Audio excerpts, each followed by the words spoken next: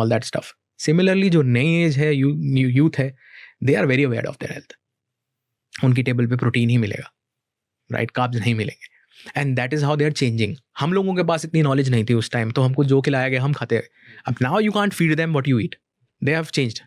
तो I think जो ये कॉमन मेटाबॉलिक इश्यूज आ रहे हैं या कोलेस्ट्रॉल और वो, ये थोड़ा डेफिनेटली कम होएगा.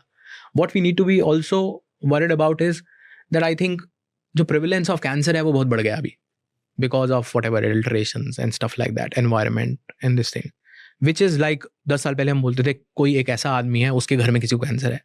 अब नाउ वी कैन से हमारे घर में किसी को है. That is so close, that is coming in. That has to stop somewhere. Okay. Right? I think all of this metabolic, all of this chronic issues and all will also help in that. But I think that is something that is still worrisome. But ऐसा नहीं है कि पूरा eliminate हो जाएगा. रहेंगी diabetes की issues, metabolic issues, liver issues and chronic issues.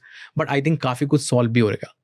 I feel going forward in our generation and the next generation, it is growing. Brain fog बहुत बढ़ गया है. तो इससे dementia, Alzheimer's के chances लोग बोल रहे हैं. In fact, they are calling it in the US, right? कि dementia, Alzheimer's is going to be as big as diabetes at some point. Yeah. The trend is there. Yeah. So I think a lot of people are working on neuroperformance, but I will tell the lot of regenerative health will solve for this also. Explain me neuroperformance and explain regenerative health. Yeah. So neuroperformance है basically now you are able to map certain functions of your brain, right? Supposingly the brain is not getting enough oxygen, right? So you have HBOT, hybrated oxygen therapies, right? आप एक है normally HBOT में 1 घंटा बैठ जाओ, oxygen है. They have now started having games, that mind games sitting while you are having a HBOT, right? So आप जब वो mind game खेल रहे हो तो वो वाला brain का हिस्सा काम कर रहा है जिसको ऑक्सीजन की requirement है, and then you are getting a hybrated oxygen onto it. These are things which are coming in, which is basically called neuroperformance. जिस भी एरिया में जो भी चीज़ का इशू है, that is how it has been. Ultimately, it is a science, right?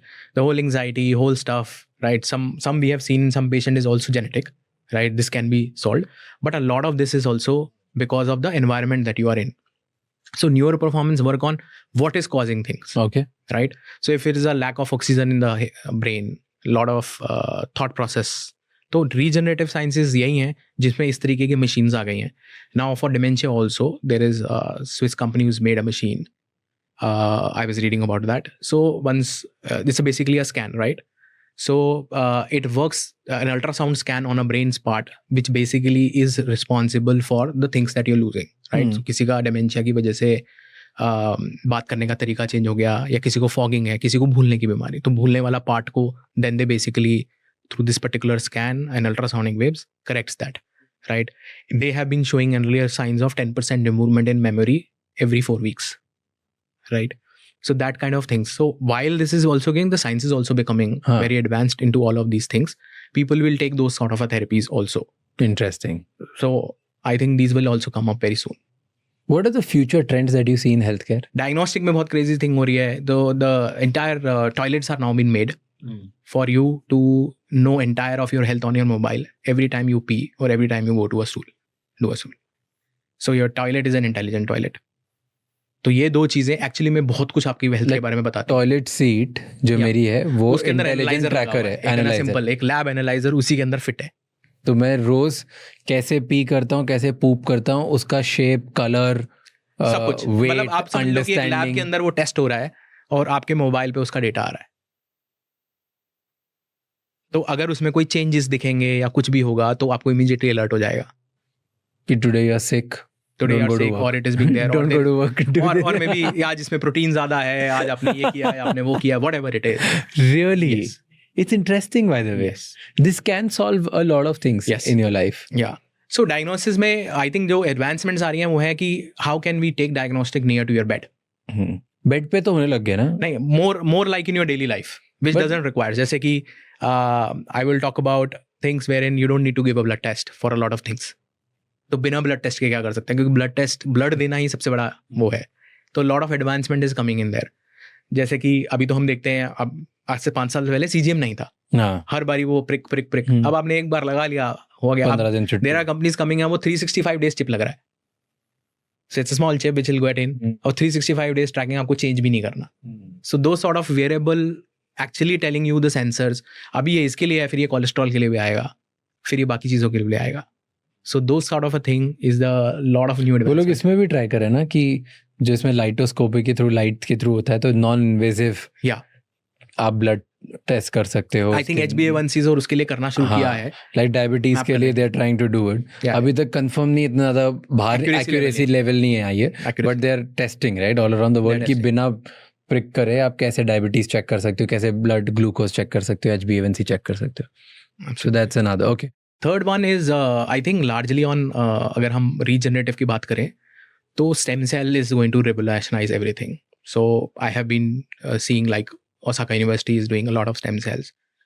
तो I think knee replacement will completely go off. You don't need replacements. Stem cell. Japan has already made a technology where at 60, 70, whatever it is, original teeth will come back. You don't need to do any implants wow. for a normal person. So such sort of a stem cell has coming in like for dementia also. There is a filtration process which has come because they found कि एक particular protein है जिसकी वजह से dementia होता है. तो उन्होंने एक फिल्टरेशन मशीन लगा दिया जिससे आप फिल्टर करते तो वो प्रोटीन को फिल्टर कर देंगे and then that will go back. So regenerative में in terms of whatever related to stem cell everything will be what you expect to regenerate.